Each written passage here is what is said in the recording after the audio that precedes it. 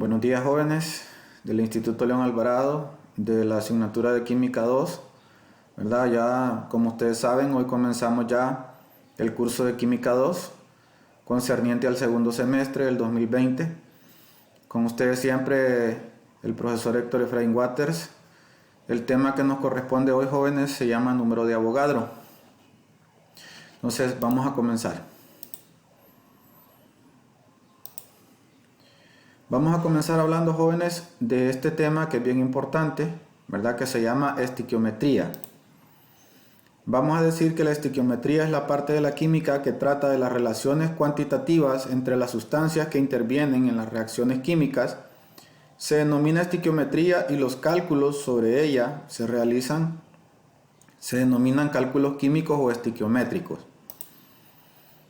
Luego tenemos acá que el primer científico que enunció los principios de la estiquiometría fue Jeremías Benjamin Richter, quien decía: la estiquiometría es la ciencia que mide las proporciones cuantitativas o relaciones de la masa en la que los elementos químicos están implicados, pues esto trata de cantidades de masa de las sustancias que participan en una reacción. Eso lo vamos a ir explicando más adelante. Bueno, tenemos aquí lo que es mol y número de Avogadro. Tenemos aquí un mol de una sustancia es la unidad química de la masa y representa la cantidad de materia que hay en el número de Avogadro de partículas de esa sustancia. El número de Avogadro es 6.02 por 10 a la 23 moléculas de cada sustancia. Pregunta: ¿de dónde salió este número? Los químicos definieron el mol en base a la cantidad de átomos de carbono 12 que hay en 12 gramos de carbono. Para calcular el valor de esta cantidad dividieron dicha masa por la masa del átomo del carbono 12, expresada en gramos. Se le conoce así en honor a su creador, el físico italiano Amadeo Avogadro. No hay que confundir los términos, aquí es Avogadro, no es abogado, eso es otra cosa. Bien, luego tenemos aquí, vamos a hablar un poquito sobre el concepto de masa molar. Los términos masa molar, peso molecular, peso fórmula y masa fórmula se han utilizado para referirse a la masa en gramos de un mol de un compuesto. Utilizaremos el término masa molar porque es más amplio y puede aplicarse en todo tipo de compuestos. Luego tenemos acá la masa molar de un elemento se obtiene directamente de la tabla periódica. Se recomienda redondear o utilizar un solo decimal en las masas atómicas a fin de simplificar los cálculos. La masa molar de un compuesto se determina a partir de las masas atómicas de cada uno de los átomos que conforman su fórmula química. Podemos determinar la masa molar sumando las masas atómicas de todos los átomos de la fórmula.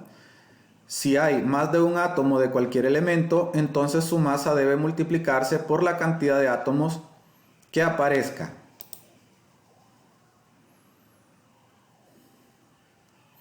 Tenemos aquí algunos ejemplos. Para el caso, el óxido de germanio, jóvenes, ¿verdad? Que es GeO2, es un compuesto utilizado para la fabricación de transistores, ¿verdad? Los transistores son equipos electrónicos, ¿verdad? Que se utilizan generalmente en los vehículos, en maquinarias pesadas, etc. Y de vidrios que transmiten luz infrarroja, ¿verdad? Determinar su masa molar, dice. Bueno, entonces, ¿qué es lo primero que vamos a hacer, jóvenes? Vamos a partir este compuesto y vamos a dividirlo en sus dos elementos, que en este caso es el germanio y en este caso es el oxígeno.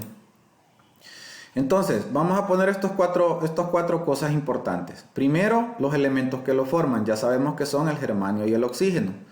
Número de átomos. Vamos a ver si aparece un número acá, significa que ese es el número de átomos que va a tener el elemento.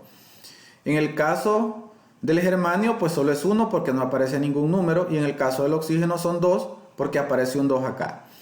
La masa atómica, ¿de dónde vamos a sacar esto? Lo vamos a sacar de la tabla periódica, ¿verdad? La tabla periódica, ahí tiene un dato que es donde nos da la masa atómica, entonces lo vamos a ver de ahí.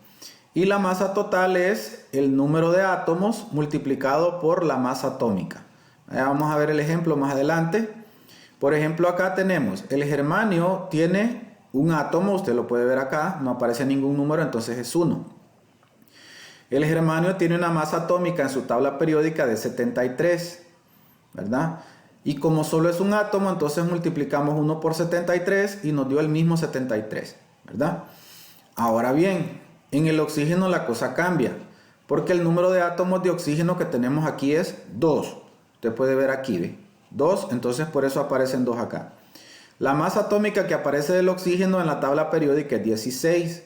Entonces, vamos a multiplicar 2 átomos por la masa que es 16 y eso me va a dar 32, ¿verdad?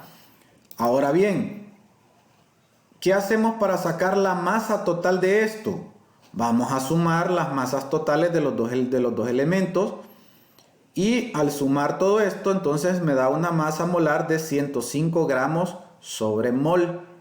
25 gramos, 105 gramos sobre mol, ¿verdad? Entonces eso fue lo que hicimos. Ahora vamos a hacer otro ejemplo. Este se llama el nitrato de bario, ¿verdad? Nitrato de bario. Ustedes saben que estas son sales, ¿verdad? Ya lo vimos en el parcial anterior. Dice que esto es utilizado para la fabricación de cohetes, para señales luminosas, para la luz verde, ¿va? Determinar su masa molar. Entonces, ¿qué debemos hacer acá? Primero, tenemos acá elementos, número atómico, masa atómica y masa total. Vamos a hacer lo mismo que en el ejemplo de arriba. Lo vamos a dividir. En este caso van a ser 3 elementos. Miren, tenemos bario, tenemos nitrógeno y tenemos oxígeno. Ahora, hay algo que cabe notar aquí. Si usted se fija, aquí hay un paréntesis y hay un número 2 afuera. Entonces, eso significa que usted este 2 que está afuera lo va a multiplicar por todo lo que está dentro, ¿cierto? Por ejemplo, 2 por un átomo de nitrógeno serían 2 de nitrógeno. Y 2 por 3 átomos de oxígeno serían 6 átomos de oxígeno. Entonces ahí hay que tener cuidado, ¿va? Entonces, el bario, aquí no aparece ningún número, entonces tiene un átomo. La masa atómica del bario es 137. Esta la va a encontrar usted en la tabla periódica, recuérdelo. Entonces, 137 por 1 me va a dar el mismo número. Ahora vamos con el nitrógeno. Mire, el nitrógeno ya habíamos hablado, ¿eh? Este 2 que está afuera multiplica el 1 que está dentro y 2 por 1 es 2, por eso aparece un 2 aquí. Ahora bien, la masa atómica que aparece en la tabla periódica del nitrógeno es 14, un aproximado. Y como está 2 veces el átomo, entonces multiplicamos 2 por 14 y eso me va a dar 28, ¿verdad? Entonces, ahora vamos con el tercer y último elemento, que es el oxígeno. Miren, aquí habíamos dicho 2 por 3 son 6, por eso aparece un 6 acá. Entonces, ya sabemos que la masa del oxígeno es 16, entonces vamos a multiplicar 6 por 16 y esto nos va a dar 96. Ahora bien, ¿qué debemos hacer para saber la masa total de este nitrato de bario? Hacer la suma. 137 más 28 más 96 me da como resultado 261 gramos sobre mol. Esa es la masa del nitrato de bario. Bien, vamos a hacer otro ejemplo. Tenemos ahí, por ejemplo, si usted se fija, aquí hay una diferencia. Aquí aparece un número antes de la fórmula. Entonces eso significa que este número va a multiplicar a todos los átomos que están aquí, ¿verdad? Entonces hay que tener en cuenta eso. Entonces vamos a colocar siempre elementos, número de átomos, masa atómica y masa total, ¿ah? Entonces solo son 2 elementos, hierro y oxígeno. Entonces 2 por 1 es 2 y 2 por 1 es 2. Significa que van a haber 2 átomos de hierro, por eso hay 2 aquí. La masa atómica del hierro aproximada es de 56 y como hay 2 átomos, entonces vamos a multiplicar 2 por 56 y eso nos va a dar 112. Ahora bien, vamos a hacer lo mismo con el oxígeno. Mire, 2 por 1 son 2. Ya sabemos que la masa atómica del oxígeno es 16. Entonces, 2 por 16 son 32. ¿Qué vamos a hacer para saber cuánto pesa este elemento? Solo lo sumamos, mire, 112 más 32 me va a dar un total de 144 siempre debemos escribir gramos sobre mol, porque esa es la unidad en la que se está trabajando. Bien, vamos a hacer un último ejemplo. Tenemos aquí el compuesto, que este es un sulfato ferroso, ¿verdad? Un sulfato férrico, perdón. Entonces, fíjese bien. Aquí aparece un 2 al inicio y aquí aparece un 3 en el paréntesis. Entonces, voy a aclararle algo. Este 3 va a afectar solo el paréntesis, pero este 2 va a afectar a todos los compuestos. ¿Qué significa eso? Que sería 2 por 1, 2.